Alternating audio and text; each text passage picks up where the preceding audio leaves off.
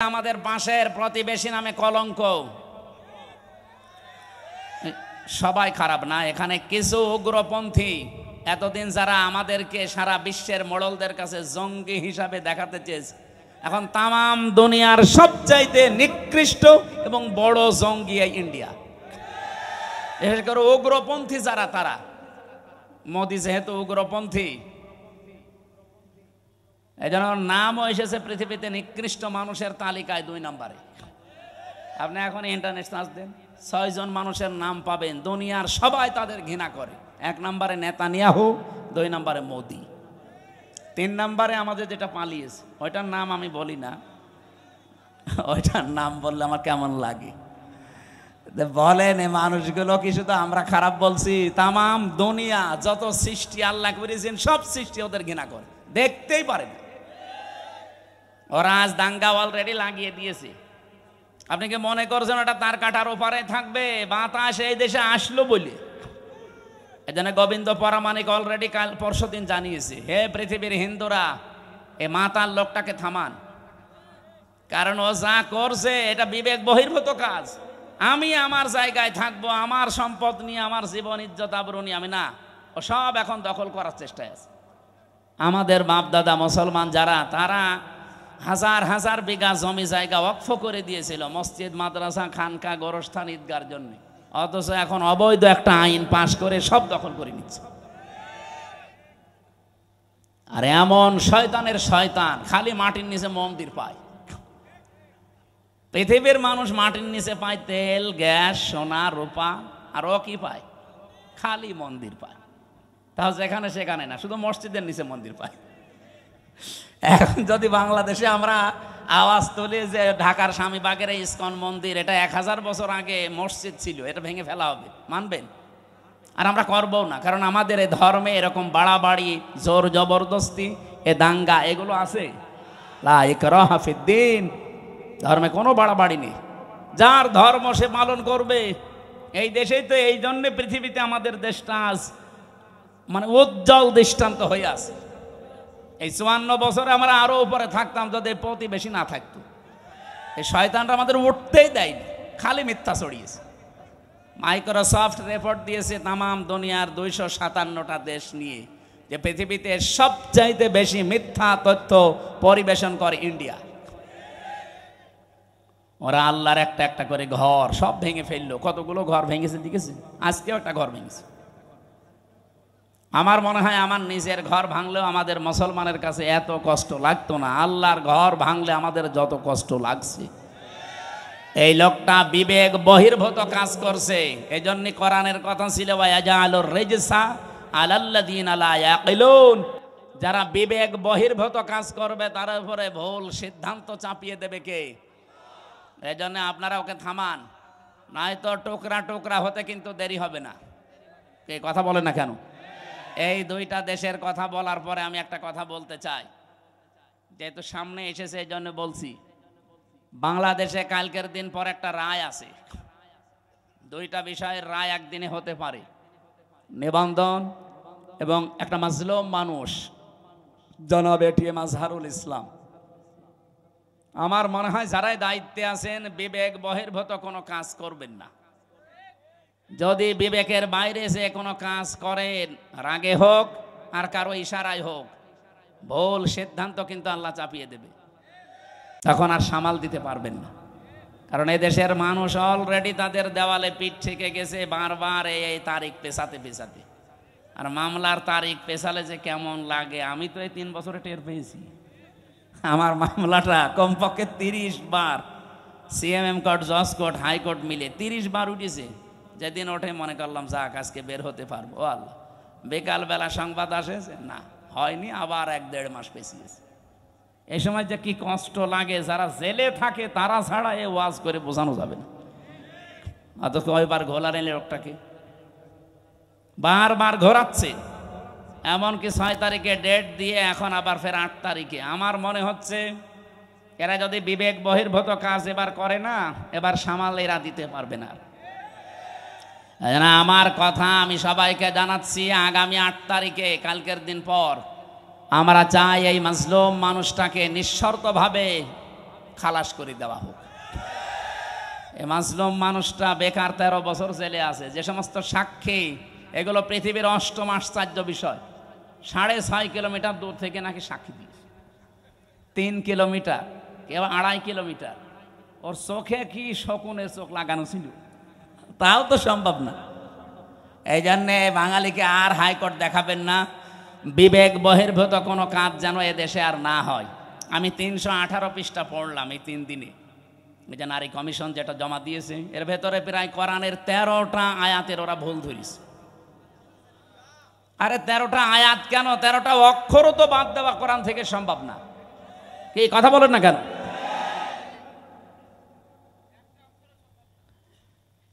ছাব্বিশটা আয়াতের বিরুদ্ধে ওরা মামলা দিয়েছিল, ভারতে কেস করেছিল যে এগুলো বাতিল করা লাগবে। আর এরা অলরেডি 13টা আয়াতে হাত দিয়েছে। এদের পেছনে কোনো রাঘব বোয়াল আছে, অথবা এরা মানসিক বিকারগ্রস্ত, মেয়াদ উত্তীর্ণ গাঁজা খেয়ে ফেলিস। মেয়াদ আলা গাঁজা খেলেও তো মানুষ, আমি তো দেখি লালনের মাজারে পুলিশে পাহারা দেয়, মেয়াদ আলা গাঁজা খাইতে, এই জন্য ওরা চুপচাপ থাকে। আর এরা মেয়াদ উত্তীর্ণ গাঁজা খেয়েছে, এই জন্য এমন এমন কথা দিয়েছে। এ মানে পড়ার পরে আমার আশ্চর্য লাগছে, এরা কি বাইরে থাকার মতো সুস্থ মানুষ? এদের তো পাবনায় পাঠানো দরকার।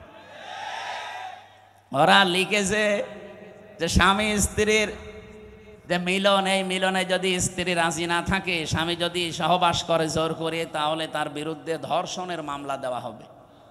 ধর্ষণের মামলা যদি দেয়, রায় হবে কি? ফাঁসি। কথা বলছেন এখানে যে একজন বিচারপতি আন্দাজে ফাঁসি দেবে, সাক্ষী লাগবে না। আর স্বামী স্ত্রীর বিষয়টা তারা 2 জন ছাড়া কেউ জানে। এখন ওখানে তো আমার মনে হয় ইউটিউবারদের দিয়ে রাখা লাগবে যে দেখ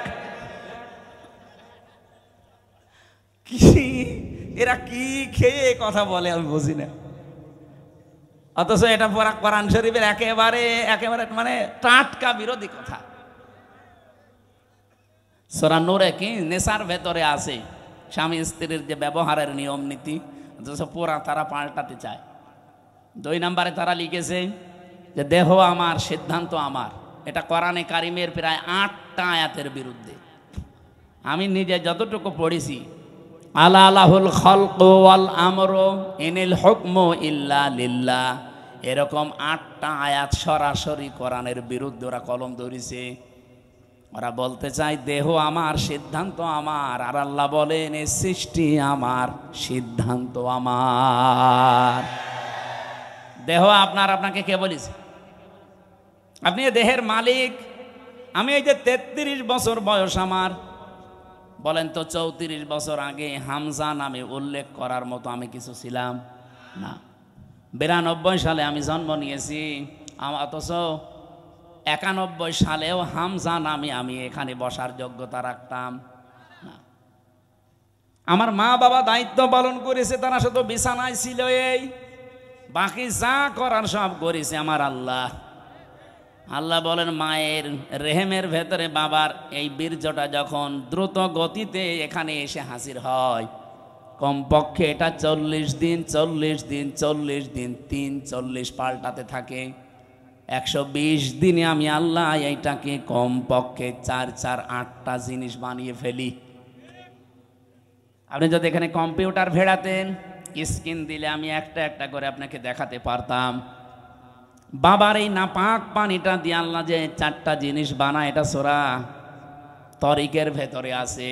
ফালিয়ানজুরিল ইনসানু মিম্মা খুলিক, খুলিকা মিম্মা দাফিকি ইয়াখরুজু মিন বাইনিস সুলবি ওয়াত তারাইব। এক একটা শব্দ যদি ভেঙে ভেঙে আপনি অর্থ করেন, দেখবেন সুলবন 1 বচন দিয়েছেন, তারাইব দিয়েছেন বহু বচন। আমি এটা বাইবেল, কোরআন এবং সায়েন্স, ডক্টর মরিস বুকাইলের লেখা আয়াতের তাফসির পড়তে গিয়ে উনি খুব সুন্দর করে বিজ্ঞানের ব্যাখ্যা দিয়েছেন। পড়ার পরে আমার মনে হচ্ছিল এতদিন আমি যেভাবে পড়েছিলাম, এটা পড়ি কোরআন শরীফ একেবারে হাতে কলমে জিবরাইল আমারে শেখাচ্ছে।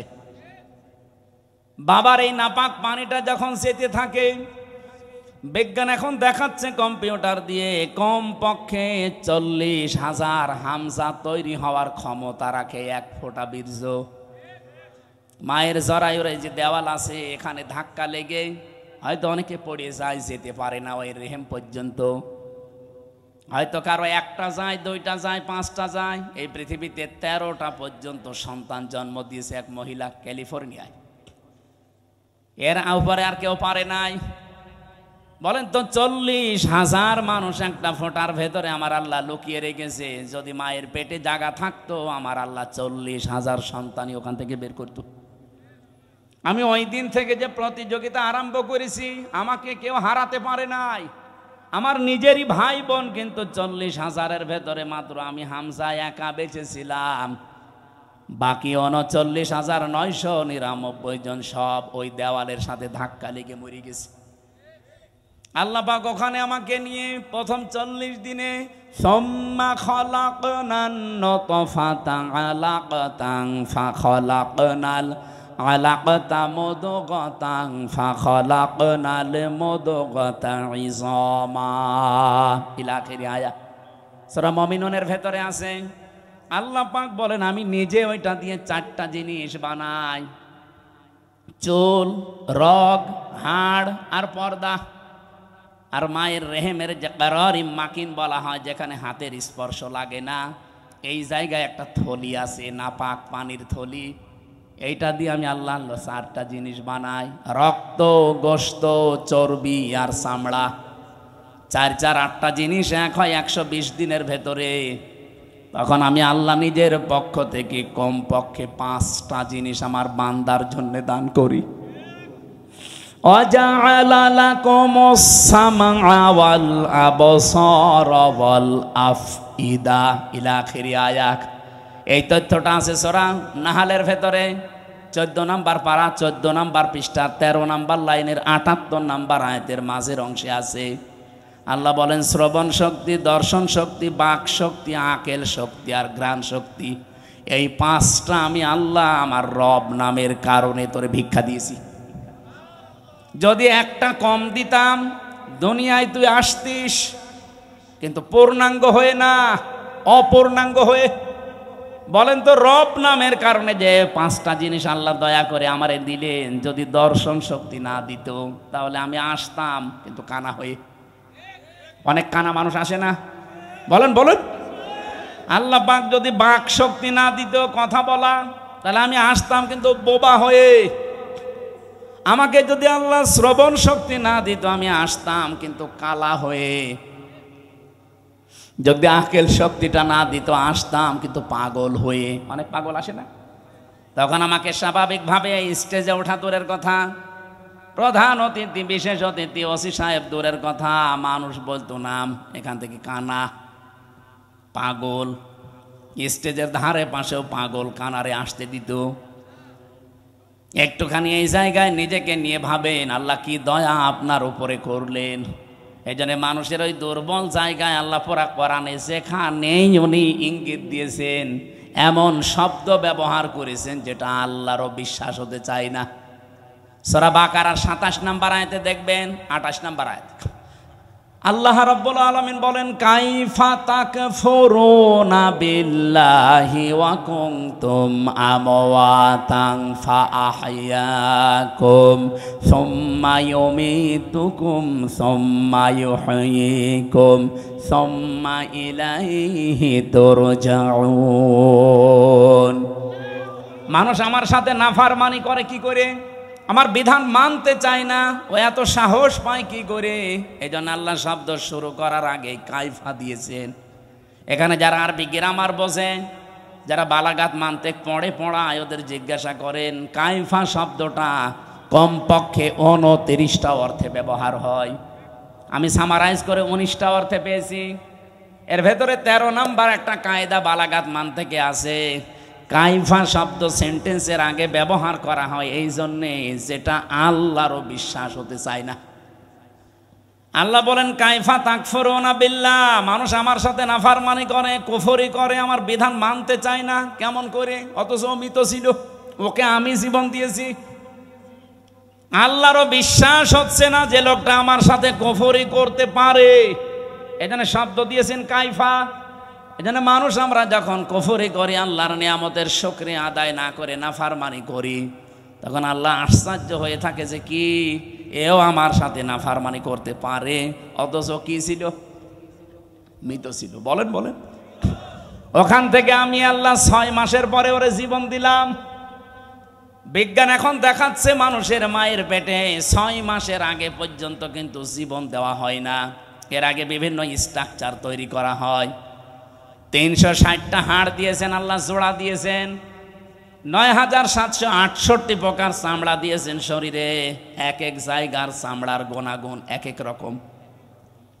কমপক্ষে আপনার বিভিন্ন জায়গায় যে চামড়াগুলো আছে, চামড়ার সাথে এমন কিছু সেট করা আছে, এই যে শুধু এই চামড়াটুকুতে 153টা রগ দেওয়া আছে, রেখা।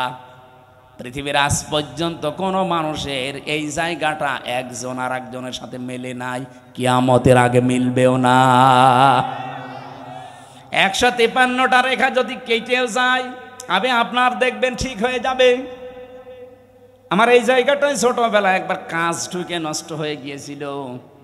আমি পরে সাপ নিয়ে দেখেছিলাম যে না, ঠিক হচ্ছে না। কিছুদিন পরে দেখি আগেরটায় আবার ফিরে গেছে। তাহলে এইটা কিয়ামতের আগ পর্যন্ত আমার সাথে 153টা রেখার কারো মিলছে না, মিলবেও না। এর পেছনে একটা শক্তি কাজ করছে, তিনি কে? শুধুমাত্র জহব্বা বানিয়েছেন আল্লাহ। এই যে জহব্বা বলা হয় জিবা, বিজ্ঞান এখন এই জহব্বা নিয়ে গবেষণা করে জানিয়েছে এর ভেতরে কমপক্ষে 2 কোটি আস্বাদন স্তর আছে, স্বাদ নেওয়ার স্তর আছে। এই পৃথিবীতে যত বড় রেস্টুরেন্ট হোক, রেস্তোরাঁ হোক, হোটেল হোক, 2 কোটি খাবার রান্না হওয়ার কোনো হোটেল আপনি পেয়েছেন? হ্যাঁ, আমি এই বয়সে আমার মনে হয় কতগুলো দেশ আমি ঘুরে আসলাম, পৃথিবীর কোনো উন্নত দেশেও এত প্রকার খাবার আমি পাইনি। সর্বোচ্চ খাবার পেয়েছি 180 প্রকার।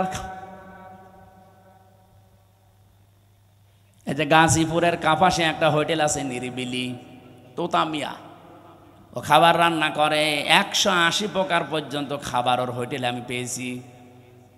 ও একটা মাহফিল দিয়েছিল, বললাম খাবার দেন তো কি কি আছে দেখি। এটা কি? বলছে কাঁঠালের পাতা ভর্তা। কাঁঠালের পাতা ভর্তা বলে এও একটা তরকারি, আর এইটা বাঁশের পাতা ভর্তা। মানে সারা দুনিয়া কুড়িয়ে মাত্র 180 প্রকার, আর আমার জহব্বার ভেতরে আল্লাহ স্বাদ নেওয়ার স্তর দিয়েছেন কত? 2 কোটি। কিয়ামত পর্যন্ত দিলেও তো স্বাদের স্তর শেষ হবে না। এই স্তরটা আল্লাহ দেয় কখন? বিজ্ঞান এখন জানাচ্ছে কমপক্ষে যখন 6 মাস হয়ে যায়, 6 মাসের পরে তখন আপনার ভেতরে আল্লাহর রুহু দেয়। এটা আল্লাহর সিদ্ধান্ত। রুহু কি? আল্লাহর হুকুম বা সিদ্ধান্ত। ওরা যে বলছে সিদ্ধান্ত আমার, দেহ আমার, আরে ভাই দেহ আপনার না, সিদ্ধান্ত আপনার না। এ দেহ বানিয়েছে ওই যে শুরু থেকে কে বলেন তো? আরো জোরে বলেন। মা বাবার কি দায়িত্ব ছিল? সূরা ওয়াকিয়ার ভেতরে আছে, ওরা শুধু বিছানায় ছিল, এই শেষ। বাকি যা করছে ওখান থেকে, সেই বীর্য থেকে হামজা পর্যন্ত কে? 6 মাস পরে যখন ক্ষুধার উদ্রেক দেখা দেয়, আল্লাহ পাক তখন নিজে খাবার সরবরাহ করার জন্য, তার যে রাজ্জাক নামটা আছে, ওই রাজ্জাক নামের কারণে দুনিয়ার কোনো খাবার দিলে তো আপনি হজম করতে পারবেন না, কারণ আপনার দাঁত নেই। আছে? এজন্য মায়ের মাসিক অসুখ বন্ধ করে দিয়ে ওই নাপাক রক্তটা আল্লাহ মুখ দিয়ে দেয় না, নাভির ভেতর দিয়ে পাস করে আমাকে বাঁচিয়ে রাখে। নবীজি বলেন আল্লাহ মুখ দিয়ে না দিয়ে নাভি দিয়ে দিয়েছে কেন জানো?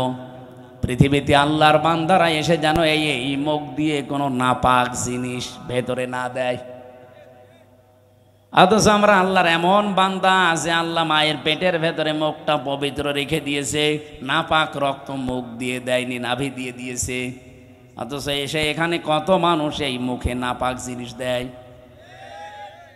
বলেন তো, সুদের টাকা আর ঘোষের টাকা এটা পাক না নাপাক? এখানে কত মানুষ বসে আছে, টাকা ছেড়ে রাখে আর টাকা আসে। এটা কে বলে? না, এটা আর একটা নাম আছে। বলেন তো, যে 1000 টাকা যারা ছেড়ে দিয়েছেন, মাসে মাসে 100 টাকা 200 টাকা করে বেশি দেয়, এই কাজে যারা আছেন এই টাকাটা পান, এটা কি না পাক? না পাক। যারা এগুলো করছেন তাদের ছেড়ে দেওয়া লাগবে, নয়তো আপনি নবীর হাদিস অনুযায়ী মায়ের সাথে জিনা করছেন। কারা কারা এই কাজে আছেন হাত তোলেন তো। এই এলাকা তো ভালো মনে হচ্ছে, আলহামদুলিল্লাহ। তাহলে তো ওসি সাহেবের কাছে অনেক নালিশ যায় না মনে হয়, এলাকা অনেক ভালো, একটা লোকও নেই। যারা এই যে নাপাক জিনিসগুলোর ভেতরে অন্যতম আর একটা এলাকায় চলে কিনা আমি জানি না, বিড়ি আছে, এটা ছেড়ে দেবে, এটা বদ অভ্যাস।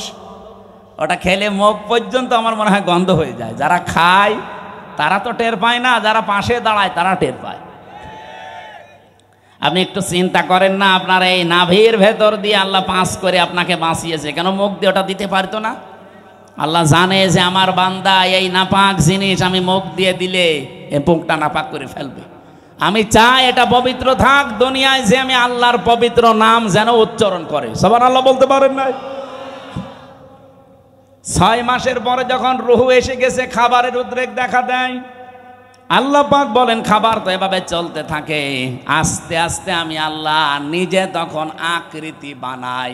ওয়াল্লাযী ইউসাউবিরুকুম ফিল আরহামি কাইফা ইয়াশা ইলা আখিরি আয়াত, সূরা আলে ইমরান 3 নাম্বার পারা, এটা 9 নাম্বার পৃষ্ঠা 6 নাম্বার লাইনের 6 নাম্বার আয়াতের প্রথম অংশে আছে। আল্লাহ বলেন তিনি সে আল্লাহ যিনি মায়ের পেটের ভেতরে তোমাদের আকৃতি তৈরি করেন। তোমার যে আকার আকৃতি এটা পৃথিবীর কেউ বানায়নি, এটা আমার আল্লাহর নিজের সিদ্ধান্তে তৈরি হয়েছে। এই জন্য পৃথিবীর যত সৃষ্টি সবচাইতে সুন্দর সৃষ্টি মানুষ। কথা বলে লাকাদ খালাকনাল ইনসানা ফি আহসানি তাকওয়িম, পৃথিবীতে সবচাইতে সুন্দর করে আল্লাহ বানিয়েছে মানুষের এই চেহারাকে। এত সুন্দর আর পৃথিবীর কোন সৃষ্টির ভেতরে আপনি পাবেন না।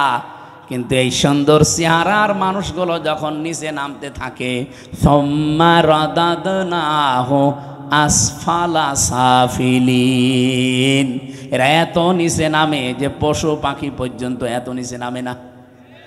এই বাংলাদেশে নিচে নামে নাই। আসিয়ার মতো 7 বছরের মেয়েকেও যারা ধর্ষণ করতে ছাড়ে না, ওরা কি মানুষ না জানোয়ার? জানোয়ার বললেও ভুল হবে, কারণ জানোয়ারও অত নিচে নামে না।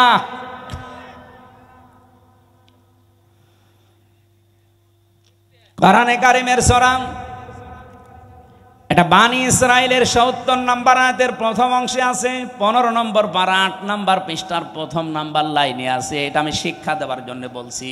ওয়ালাকাদ কাররামনা বানি আদম, আল্লাহ পাক বলেন বনি আদম সন্তানকে আমি আল্লাহ সম্মানিত করেছি। কে? আরো জোরে। বনি আদম সন্তান হলেই হবে, সে কোন ধর্ম মানে ওটা তার ব্যাপার, কিন্তু বনি আদম সন্তানকে আমি সম্মান দিয়েছি। আল্লাহ এখানে বলেন না যে আমি মুসলমান সন্তানকে সম্মান দিয়েছি, না, বনি আদম সন্তান যারা মানুষ পদবাচ্চা বিবেচিত যারা, তাদের সম্মান দিয়েছে কে? কিন্তু দুঃখজনক হলেও সত্য, এই বাংলাদেশে এই সম্মানিত সৃষ্টি মানুষের সম্মান নিয়ে সবচাইতে বেশি সিনিমিনি খেলা হয়েছে। 54 বছর তো বটেই, 15.5 বছর আরো বেশি। আমরা চাই আগামীতে এই সম্মানিত সৃষ্টি আল্লাহ যাদের সম্মান দিলেন, এই বনি আদম সন্তানের সম্মান নিয়ে কেউ যেন সিনিমিনি খেলতে না পারে। আমার কথার অর্থ আপনি বুঝেছেন? আপনি না বুঝলেও এরা বুঝেছে। আগামীতে কেউ যেন এদের সম্মান নিয়ে সিনিমিনি খেলতে না পারে, সেই ব্যবস্থা করা লাগবে। যারা এই ব্যবস্থা ভেঙে দিয়েছিলেন ওইটা আবার জোড়াতালি দেওয়া লাগবে। আল্লাহর কথা তো অনেক ওজন, আপনি টের পাননি, আমি অনেক ভেতরে চলে গেছি। এই সম্মানিত সৃষ্টির সম্মান আমরা চাই, এদের শান্তি স্বস্তি নিরাপত্তা কল্যাণ আমার আল্লাহর পক্ষ থেকে। যে মানুষগুলো তাদের ঈমানের সাথে শিরিক এবং জুলুম মিশ্রণ করবে না, তাদের জন্যে। জুলুম কি? যেই জিনিস যেখানে রাখা দরকার ওইটা ওই জায়গায় না রেখে অন্য জায়গায় রাখার নাম জুলুম। এই যে মাথার এই টুপিটা থাকা দরকার মাথায়, এটা যদি কেউ পায়ের কাছে রাখে টুপির সাথে জুলুম। এই কথা বলছেন না কেন? আমার স্যান্ডেল আমি পেছনে রেখে দিয়েছি, এটা থাকার দরকার পায়ের কাছে, এটা যদি আমি মাথায় নিয়ে বসে থাকি এটা এই স্যান্ডেলের উপরে জুলুম। কারণ যেখানে যার স্থান ওইটা ওই জায়গায় রাখা লাগবে। আল্লাহ পাক এই কোরআনকে পাঠিয়েছেন এই পৃথিবীর ময়দানে সবচাইতে উঁচু জায়গায় রাখার জন্যে। আর বাংলাদেশে সবচাইতে উঁচু জায়গা এখন সংসদ। এক কথা বলছে না, আমরা চাই এই কোরআন সংসদে যাক। অধ্যাপক মুজিবুর রহমানের মতো মাত্র 300 এমপির 151 জন যদি সামনে এই নির্বাচনে কোরআন বুকে নিয়ে যেতে পারে, এটা উপরে উঠে যাবে। কি এই কথা বলে না কেন? 300 জন লাগবে না, মাত্র 151 জন অধ্যাপক মুজিবুর রহমান আমরা চাই, যারা কোরআন বুকে নিয়ে যেতে পারবে। আর সংসদের প্রথম অধিবেশনে তারা বিল আনবে। মাননীয় স্পিকার, আমরা নামাজের আর যাকাতের বিল চাই। উনি যখন বলবে হাত তোলেন, 151 জন যদি হাত তুলে ফেলে ওই দিন নামাজটা কায়েম হয়ে যাবে দেশে, যাকাতটা সরকারিভাবে কায়েম হয়ে যাবে। তখন আর নামাজের ওয়াজ যাকাতের ওয়াজ করা লাগবে না। ভালো কাজগুলো সব আইন পাশের মাধ্যমে চালু হয়ে যাবে। অন্যায় কাজ, অবৈধ কাজ সব আইন পাশ করে বন্ধ করে দেওয়া হবে। সূরা হজের এই 40-41 নাম্বার আয়াতে 4টা কর্মসূচি আছে। আমরা চাই মানুষের শান্তি, স্বস্তি, নিরাপত্তা, জুলুম থেকে বাঁচার জন্য এই 4টা কাজ রাষ্ট্রীয়ভাবে জারি হোক। 54 বছরে যারা গেছে জারি করে নাই, এবার যারা যাবে তারা যেন করে, সেই ব্যবস্থা করে দেওয়ার দায়িত্ব ফেরেশতাদের। কাদের? বলেন বলেন। আমি যে আয়াতের শেষ অংশ পড়েছিলাম এই সংক্রান্তই আমি এসেছি এবার জায়গা মতো। আল্লাহ পাক বলেন, কাবুর আলাল মুশরিকিনা মা তাদউহুম ইলাই। আমি ওই কমিশনের এটা বাদ দিয়ে দিলাম। আমি একটা শিক্ষা দিতে চেয়েছিলাম, আমার মনে হয় আপনারা বুঝে ফেলেছেন যে দেহ আমার, সিদ্ধান্ত আমার, এটা আল্লাহর সাথে শিরিক। কারণ দেহ আমার না, সিদ্ধান্ত আমার না। দেহ আল্লাহ বানিয়েছে, সিদ্ধান্ত তার। ওটা সূরা আরাফের 54 নম্বর আয়াতের মাঝের অংশে আছে, আপনি বাড়ি যেয়ে তাফসীরে দেখে নিন। আমার আয়াত হচ্ছে সূরা শুরার 13 নম্বর আয়াতের শেষের অংশ। আমরা যদি সত্যি এই দেশে 151 জনকে সংসদে পাঠাতে চাই যারা বুকে কোরআন নিয়ে প্রবেশ করবে, এই কথা শুনলে সবচাইতে বেশি রাগ করবে মুশরিকরা। এই জন্য কাবুর আলাল মুশরিকিনা মা তাদউহুম ইলাই। হে নবী, আপনি যেদিকে ডাকতেছেন মানুষকে, জান আকিমুদ্দিন, যেটা অধ্যাপক সাহেব পড়ছিলেন, নামাজের মতো, রোজার মতো, যাকাত দেওয়ার মতোই ফরজ হচ্ছে আল্লাহর এই জমিনে আল্লাহর বিধানটা কায়েম করা। এই পৃথিবীতে যত নবী আল্লাহ পাঠিয়েছেন, শুধু 2 জন নবী বাদ দিয়ে প্রত্যেক নবীর উপরে তাদের আসল মিশন আর ভিশন ছিল এইটা, আনাকিমুদ্দিন ওয়ালা তাতাফাররাকু ফি। দিন কায়েম করো, কোনো ফতোয়াবাজি করবা না। এই বাংলাদেশে এরকম একটা পরিবেশ তৈরি হচ্ছে, দল মত জাতি বর্ণ ধর্ম নির্বিশেষে সবাই গোবিন্দ পরামানিকের মতো মানুষ বলছে এই দেশে ইসলাম কায়েম হলে আমরা সবচাইতে নিরাপদে থাকতে পারবো। আর আপনি কি বলছেন? কি সে একটা হিন্দু মানুষ যদি কথা বলতে পারে? সেদিন গাইবান্ধায় হিন্দু এক পুরোহিত, আপনারা দেখেছেন, আমিরে জামাতের আগে বক্তব্য দেওয়ার সময় বলেছে এই দেশে যদি ইসলাম যায় ক্ষমতায়, এদেশের অন্যান্য ধর্মের মানুষেরা সবচাইতে বেশি নিরাপত্তায় থাকতে পারবে। তারা অলরেডি এখন বুঝে ফেলছে। এই জন্য আমাদের জীবনের সব ফরজের বড় ফরজ এইটা হাতে নেওয়া দরকার। দিন যতদিন কায়েম না হবে ততদিন আমাদের স্বস্তি নেই। এটা কারো কাছে যদি রাজনীতি মনে হয়, হ্যাঁ এটাই আমাদের রাজনীতি। এটা যদি কারো কাছে মনে হয় যে এটা ধর্ম ব্যবসা, হ্যাঁ এটাই আমার ধর্ম ব্যবসা। কারো কাছে যদি মনে হয় এটা দুনিয়ার কাজ, হ্যাঁ এটাই আমার দুনিয়ার কাজ। কারণ আমার এই কাজ দিয়ে আমি আখেরাত তৈরি করতে চাই। আমি একা না, আমার চাইতে বড় বড় যারা, আপনি তাকান, শারআ লাকুম মিনাদ-দ্বীন মা ওয়াসসা বিহি। ওয়াসসা মানে কি? শক্তিশালী উপদেশ। আল্লাহ বলেন শারআ লাকুম মিনাদ-দ্বীন, আমি নির্ধারিত করে দিয়েছি, নির্দিষ্ট করে দিয়েছি, নির্ধারণ করে দিয়েছি তোমাদের জন্যে আমার দিনকে। মা ওয়াসসা বিহি, শুধুমাত্র এতটুকু বলে আল্লাহ শেষ করে দেননি। আল্লাহ বলেন আমি শক্তিশালী উপদেশ দিয়েছি নূহকে, হে নবী আপনাকে দিলাম, যেমন মুসাকে, ঈসাকে, ইব্রাহিমকে একই নির্দেশ দিয়েছিলাম। আমি আয়াতের তাফসীর পড়তে গিয়ে দেখেছি এই পৃথিবীতে যত নবীকে আল্লাহ পাঠিয়েছিলেন এক একজন নবীর শরীয়ত ছিল আলাদা আলাদা, কিন্তু দিন ছিল এক। আমার কথা বোঝেন? পৃথিবীর যত নবীকে আল্লাহ পাঠালেন প্রত্যেকটি নবীর দিন ছিল এক, কিন্তু শরীয়ত আলাদা আলাদা। এটা বোঝাতে গিয়ে আমি তাফসীর একটা উদাহরণ পেয়েছি। এই এদিকে একজন বাড়িওয়ালা 5 জন কর্মচারী রেখেছে, এক একটা কর্মচারীর কাজ আলাদা আলাদা। মালিক কয়জন? আরো জোরে। কিন্তু কাজ যাদেরকে 5টা কর্মচারী আলাদা আলাদা দিয়েছে, প্রত্যেকটা অর্ডারের উপরে মালিকের যেহেতু হুকুম আছে, প্রত্যেকটা হুকুমের দাম আছে না নেই? তারা তো প্রত্যেকেই মালিকের কর্মচারী, কাজ এক একজনকে এক একটা ভাগ করে দিয়েছে। কেউ বাজার করবে, কেউ বাড়ি ঘর ঝাড়ু দেবে, কেউ দারোয়ানিতে করবে।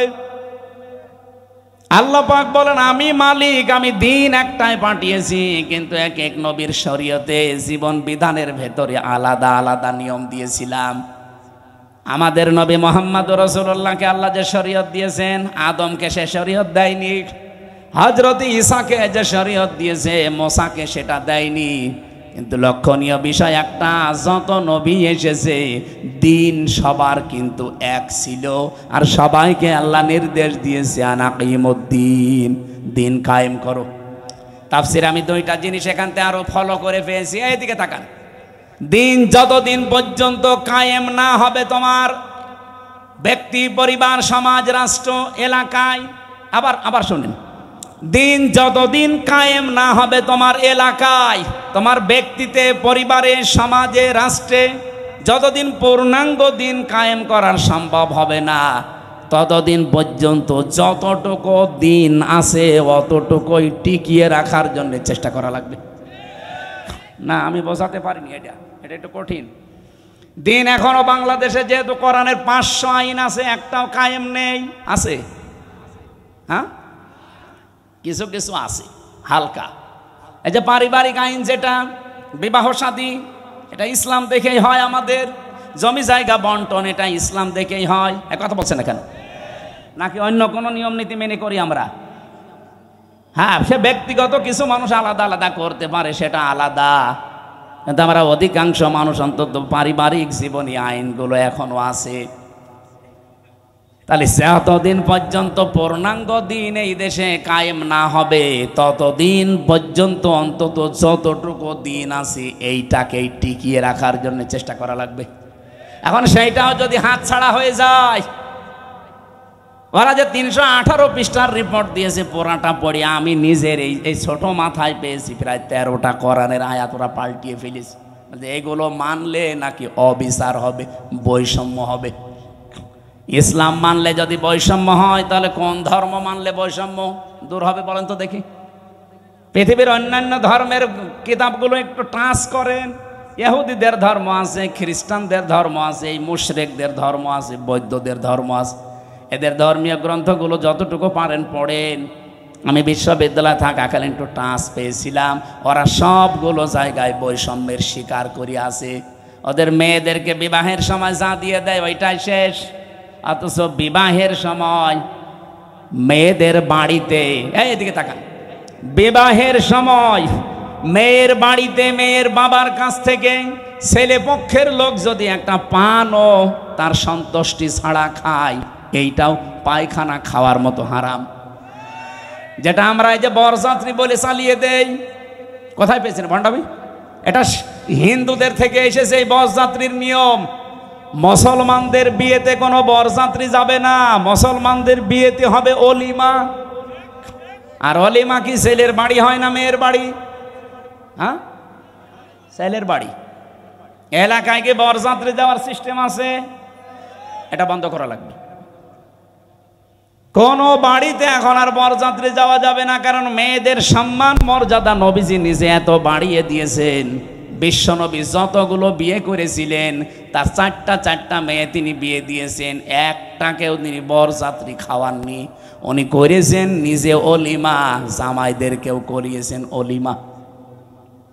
সুতরাং আজকে থেকে তওবা করেন, আমরা বরযাত্রীর দাওয়াত পেলে আর যাব। আমার সাথে একটা ছেলে থাকে, বলছে হুজুর এই ওয়াজ আর 2 দিন পরে করবেন, আমার বিয়েটা হয়ে যাক। জায়েজ যেটা নেই, জায়েজ নেই তো জায়েজ নেই, ওইটা আমি জায়েজ করবো মানে? আজকে থেকে হারাম। এতদিন নাই না জেনে খেয়েছি, এখন আমরা আর খাবো? বরযাত্রী যাবেন, ওলিমা করেন, আমি রাজি আছি। দরকার হয় 5 দিন ধরে খাওয়ান, অসুবিধা নেই। সম্মানিত মা বোনেরা, আপনাদের এই জায়গায় নারী কমিশন হাত দিয়েছে। কত সম্মান আল্লাহ কোরআনে কারিমে নবীজির হাদিসে সূক্ষ্মভাবে আল্লাহ দিয়েছেন। যদি আপনার নিজের সম্মান আপনি বুঝতেন, নিজের এই মর্যাদা ফিরে পাওয়ার জন্য আন্দোলন করতেন। আর ওরা কি কমিশন বানিয়েছে, নারীদের আরো ঠকিয়েছে। ওরা বলে যৌনকর্মী যারা, তাদেরকে শ্রমিকের মর্যাদা দেওয়া লাগবে। ওরা শ্রমিক হয় কি করে? তাহলে কালকে তো ঢাকায় তো এসে পুলিশকে বলবে যে ভাই স্যার আমরাও শ্রমিক, আমাদেরও কম কষ্ট নেই ডাকাতি করতে। কি ডাকাতি করা কষ্ট না? তারাও তো তাদের কাজের স্বীকৃতি চাইবে ইউনূস সাহেবের কাছে, যে আমাদেরকেও স্বীকৃতি দেন, আমরাও শ্রমিক, আমাদেরও ঘাম ঝরে। এটা না করে যদি ওনারা, এই যে 1 লক্ষ যৌনকর্মী আছে সারা বাংলাদেশ মিলে, সরকারি জরিপ, এই 1 লক্ষ মানুষকে, ওই মানুষগুলো সরকারিভাবে যারা টাকা বিভিন্ন জায়গায় ব্যাংকে পড়ে থাকে, ছাতা পড়ে যায়, কেউ জানে না, ওই টাকাগুলো নিয়ে নেন। জাকাতের মাধ্যমে হোক, এককালীন দানের মাধ্যমে, জোর করেই নেন, দরকার টাকা পড়ে থাকবে কেন? কাইলা একুনা দৌলাতাম বাইনাল আগনিয়াই মিনকুম, আল্লাহ বলেন আমি চাই না এক জায়গায় অর্থ সম্পদ টাকা পয়সা জমা হয়ে থাক, এটা ছড়িয়ে যাক, এটা কাজে লাগুক। সুতরাং এই টাকাগুলো আমার মনে হয় রাষ্ট্রীয়ভাবে সব আদায় করে 1 লক্ষ মেয়েদের পুনর্বাসন করা দরকার। কে কথা বলেন না কেন? হয় ওদের 2টা করে গরু কিনে দেন, 5টা ছাগল কিনে দেন, অথবা সেলাই মেশিন কিনে দেন, এমব্রয়ডারি করার জায়গা করে দেন। ওরা নিজেরা হালাল কর্মজীবন তৈরি করে সংসার করে দুনিয়ায় সম্মানের সাথে বেশি থাক। খুব বেশি না, মাত্র 1 লাখ আছে সারা বাংলাদেশ মিলে। গোপনে গোপনে যেগুলো আছে ওগুলো বাদ দিলাম। এই কাজ আপনারা কোন নিয়মে লিখলেন? এটা কোরআনের বিরুদ্ধে আছে, এমনকি মানব অধিকারেরও বিরুদ্ধে। যারা এই যে রাজবাড়ী গোয়ালন্দ ঘাটে যারা কাজ করছে, যশোরে কাজ করছে, নারায়ণগঞ্জে কাজ করছে, এই মানুষগুলো যারা যায় এখানে, এরা কি মানে নিয়ম নীতি মেনে যায়? আপনারা ওসব বুঝবেন না, আপনাদের বলার দরকার নেই। এই কাজগুলো যারা করছেন, কিছুদিন পরে দেখবেন এদের HIV এইডস হবে। তা আপনি তো একটা জাতিকে ধ্বংস করার রাস্তায় নামিয়ে দিচ্ছেন। আমি আরো নিচে নামতে পারতাম, নামলাম না। বাস্তবতা এইটাই, মেয়েদের যে সম্মান ওরা আসলে বোঝে না। ওরা নিজেরা তো আমার মনে হয় মেয়ে না। ওদের 10 জনের চেহারা দেখলাম টিভির পর্দায়, একটাকেও আমার মেয়ে মনে হয় না। মেয়েদের তো একটা কাটিং পটিং থাকে, কোন কাটিং এর মেয়ে লোক? এখানে যারা পুরুষ মানুষ আছে, আমার মনে হয় আমি আওয়াজ দিলাম যে পুরুষ যারা পুরুষ প্যান্ডেলে আসেন, মহিলা যারা মহিলা প্যান্ডেলে যান। আর যারা যে বিড়ি খেয়ে বেড়াচ্ছে, ওরা কি? ওরা পুরুষও না মহিলাও না, ওরা কি? হিজড়া। আমার মনে হয় ওই 10 জন যে কমিশনে আছে, এগুলো একটা মেয়ে লোকও না, পুরুষও না, ওই হাফ। এই জন্য উল্টা পাল্টা রিপোর্ট দিয়েছে। এদের রিপোর্ট মানা তো দূরের কথা, এ কমিশনই বাংলার মানুষ মানে না। এই কথা বলেন না কেন? ওদের কমিশন যদি মেনে এই বিবেক বহির্ভূত কাজ করা হয়, এমন দাবানল জ্বলবে না। ওরা তো 112টা মেশিন দিয়েও পারছে না, আপনি সারা দুনিয়া এনেও পারবেন না। আমি ইঙ্গিত দিলাম, আশা করি আপনি বুঝেছেন। এরকম কোনো বিবেক বহির্ভূত কাজ এই দেশে আমরা কেউ করব না, সাপোর্টও করব না। তাহলে ভুল সিদ্ধান্ত আল্লাহ নিজে চাপিয়ে দেবেন, তখন কন্ট্রোলের বাইরে চলে যাবে। আল্লাহ আমাদের হেফাজত করুন। তা আমরা বলছিলাম দিন যতটুকু আছে এতটুকু টিকিয়ে রাখা লাগবে। এইটাও একটা আনাকিমুদ্দিন, পূর্ণাঙ্গ যতদিন কায়েম না হয়। যেহেতু এই দেশে এখনো অলিমার সিস্টেম নেই, না আছে আছে কিছু কিছু জায়গায়। স্যার আপনি কি অলিমা করেছেন? এনে একজন করেছে, এ স্যারে অনেক করিনি, অনেক বর যাত্রীর দান্দায় আছে। আমিও তো ওনার মতোই, আমি বেশি মানুষ নেইনি, মাত্র 7-8 জন নিয়েছি। শ্বশুরকে বলেছি দরকার হয় 170 জন খাওয়িয়ে দেবো। এই সময় তো বুঝতাম না। না, আমরা এখন যেহেতু বুঝে ফেলেছি এই সিস্টেম, এখন মেয়ের বাপের ওপরে জুলুম বন্ধ করা লাগবে। এখন থেকে আমার অলিমা শুরু হবে, বরযাত্রী খাওয়া কি জায়েজ নেই। এমন মেয়ের বাবা খাওয়াতে, কেমন মেয়ের বাবা এমন পাগল আছে যে আপনার মতো 500 পাগলকে খাওয়াবে? আমি বারবার এ কথা বলছি কেন, আমার মেয়ে 3টা, আমার বাঁচা লাগবে না। না, একটু ট্রেনে করলাম, অন্তত যাদের ছেলে আছে তারা এখন বুঝে মরুক গা, আমি তো বেঁচে যাব। মেয়ের বাবার অনেক সম্মান। নবীজি বলেন কেউ মেয়ের বাবাকে ছোট চোখে দেখবা না, মেয়ের বাবাকে খারাপ কথাও বলবা না, কারণ আমি নবী মুহাম্মদ রাসূলুল্লাহ নিজে মেয়েদের বাবা। সুবহানাল্লাহ বলতে পারেন না? কোন ঘরে যদি একটা মেয়ে লোক আসে, সঙ্গে সঙ্গে 4 জন ফেরেশতা চলে আসে। কোন পরিবারে একটা ছেলে এসেছে, সঙ্গে সঙ্গে একটা ফেরেশতা আসবে, এ কথাও নেই। আর 4 জন রহমতের ফেরেশতা এসে মেয়েটার মাথায় হাত বলিয়ে বলে এটা দুর্বল দেহ থেকে এসেছে, এই মেয়েটাকে যারা আদর ভালোবাসা স্নেহ দেবে, দিন শেখাবে, একাজে খাওয়াবে, পড়াবে, প্রতিপালন করে সৎ পাত্র দেখে পাত্রস্থ করবে, কিয়ামতের দিন আমি নবী আর ওই মেয়ের গার্জিয়ান এইভাবে পাশাপাশি জান্নাতে থাকবে। কোন ছেলের ব্যাপারে এমন কথা হাদিসে আছে নেই। এই জন্য মেয়ে হলে যারা রাগ করেন, মন খারাপ করেন, করবেন না ভাই। আমি নিজে সহ যাদের মেয়ে আছে আমরা খুশি হব যে আল্লাহ আমাকে দয়া করে জান্নাতের অধিকারী বানিয়েছেন। বলেন সুবহানাল্লাহ। বিশ্বনবী জানিয়েছেন যার একটা মেয়ে তার একটা জান্নাত, যার 2টা মেয়ে তার 2টা জান্নাত, যার 3টা মেয়ে আল্লাহ তাকে 3টা জান্নাতের অধিকারী বানিয়ে দিয়েছেন। আল্লাহ আমাদের মেয়ে যাদেরকে দিয়েছেন এই মেয়েগুলো যেন জান্নাতে যাওয়ার মাধ্যম হয়। বলেন আমিন। কিন্তু শর্ত কয়টা? প্রথমে তাকে ভালোবাসা লাগবে, 2 নম্বরে তাকে খাবার দাবারের যে ব্যবস্থা, তার পেছনে খরচের যে ব্যবস্থা, এটা করা লাগবে। 3 নম্বরে তাকে দিন শেখানো লাগবে এই পরিমাণ যতটুকু করতে পারলে সে চলতে পারে। 4 নম্বরে তাকে সৎ পাত্র দেখে পাত্রস্থ করা লাগবে। এই 4টা কাজ যদি কোনো মেয়ের গার্জিয়ান, বাবা হোক বড় ভাই হোক, এরা যদি করতে পারে, কিয়ামতের দিন নবীজি বলেন আমি নিজে পাশাপাশি তাকে জান্নাতে ডেকে নেব, এবং যেই দিন থেকে মেয়ে ওর বাড়িতে আসবে ওই দিন থেকে কিয়ামত পর্যন্ত আল্লাহর রহমত তার সাথে থাকবে।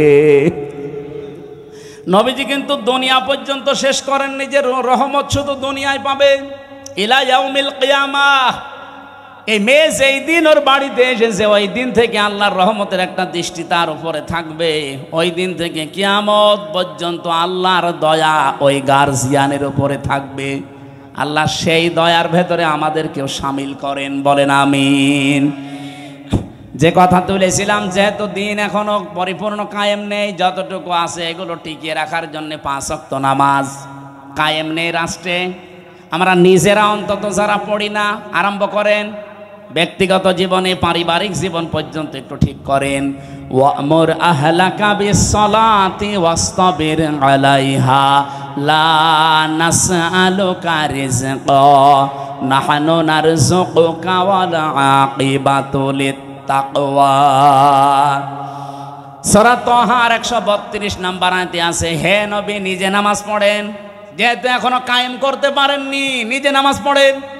পরিবারস্থ লোক যারা আছে তাদেরকেও নামাজের তাকিদ দেন। আমি আল্লাহ আপনার কাছে রিজিক চাই না, বরং আমি আল্লাহ আপনাকে রিজিক দেই।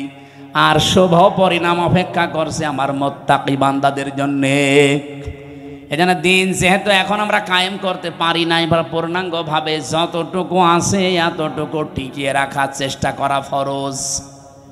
আর এই কথাগুলো বললে সবচাইতে মন খারাপ হবে, খারাপ লাগবে যারা শিরিক করে বেড়ায়, যাদের ইমানের ভেতরে শিরিক আছে, যারা মুশরিক তারা। আল্লাহ পাক বলেন আল্লাহু ইয়াজতাবি ইলাইহি মাইয়াশা। আল্লাহর দিন আল্লাহর জমিনে কায়েম করার জন্য সবাইকে আল্লাহ নির্বাচিত করবে না, আল্লাহ সবাইকে পছন্দও করবে না, সবাইকে আল্লাহ বাছাইও করবে না। ইয়াজতাবি শব্দের শাব্দিক অর্থ হচ্ছে নির্বাচিত করা, বাছাই করা, নির্ধারণ করা, পছন্দ করা। আল্লাহ শুধু পছন্দ করবে তাকে, ওয়াহদি ইলাইহি মাইয়ুনিব, যেই লোকটা আল্লাহর দিকে মন থেকে ফিরে আসতে চায়। সুতরাং আজকে থেকে আপনি আল্লাহর বিধানের দিকে মন থেকে ফিরে আসার চেষ্টা করেন, আপনাকে আল্লাহ দিন কায়েমের কর্মী বানিয়ে দেবে ইনশাআল্লাহ। আল্লাহ আমি সহ যারা এসেছি এই জমিনে দিন কায়েমের একজন কর্মী হিসাবে দায়িত্ব পালন করা আল্লাহ যে কবুল করবেন, তাদের সাথে আমাদেরকেও যেন পছন্দ করেন, বলেন আমিন। আরো জোরে বলছি আমিন। মেয়েরা যারা এসেছেন, সম্মানিত মা বোনেরা, জেলে থাকা অবস্থায় আমি কয়েকটা বই লিখেছিলাম মেয়েদের ওপরে। তার ভেতরে একটা আছে এই যে এটা, দাম্পত্য জীবনের সমস্যা এবং তার সমাধান কি হবে। কারণ এই 3 বছরে আমি একটা জিনিস পেয়েছি, 100 জনের প্রায় 70 জন জেল খাটতেছে তার বর কারণে। হয় যৌতুকের মামলা, অথবা এই যে নারী নির্যাতনের মামলা, যে কোনো, আমার মনে হয় সাদদের কাছে এরকম মামলায় বেশি যায়। হয় জমি জায়গা নাই মেয়ে লোক। এই বইটা নিজের বউকে পড়াবেন, মেয়েকে পড়াবেন, 120 পৃষ্ঠা আছে। দাম্পত্য জীবনের কলহ এবং তার সমাধান এই বইটার ভেতরে পাবেন। আর একটা আছে শুধুমাত্র পুরুষের জন্য, পুরুষ মানুষ সংসারে কি কি কাজ করবে দাম্পত্য জীবনে, এটাও একটু নিয়েছেন যদি থাকে। আর একটা আদর্শ নারী আছে, মেয়েদের আদর্শ কোন কোন মহিলা হবে। এই যে যারা কমিশন বানিয়েছে এরা আপনার আদর্শ না, কারা হবে এর ভেতরে 6 জনের জীবনী দেওয়া আছে। আর এটা সৃষ্টি জগৎ নিয়ে লেখা, আমি যেভাবে তথ্য দিচ্ছিলাম এখান থেকে দিয়েছি। এটা শুধু শিক্ষিত মানুষদের জন্যে।